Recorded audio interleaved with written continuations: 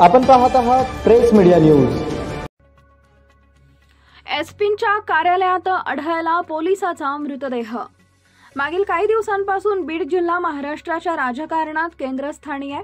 9 डिसेंबर रोजी इथं मस्साजोगचे सरपंच संतोष देशमुख यांचं अपहरण करून त्यांची निर्गुण हत्या करण्यात आली। त्यानंतर बीडमध्ये एका पाठोपाठ एक गुन्हे घडताना दिसत आहेत।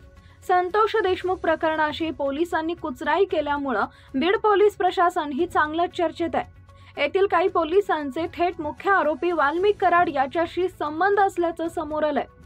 या सगळ्या घडामोडी घडत असताना आता बीड जिल्ह्याला हादरवणारी घटना समोर आली आहे। इथं पोलीस अधीक्षकांच्या कार्यालयात गळफास घेतलेल्या अवस्थेत एका पोलीस कर्मचाऱ्याचा मृतदेह आढळलाय। अनंत इंगळे असं संबंधित पोलीस कर्मचाऱ्याचं नाव आहे।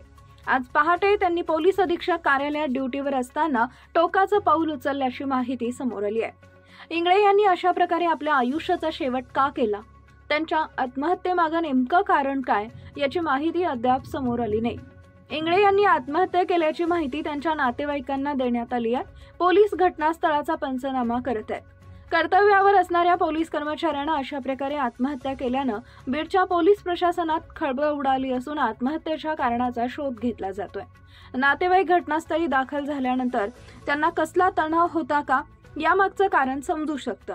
या आत्महत्येशी सरपंच संतोष देशमुख हत्या प्रकरणाशी काही संबंध आहे का याचा तपासही पोलीस करत आहेत। नातेवाईक घटनास्थळी आल्यानंतर मृतदेह उतरवला जाईल।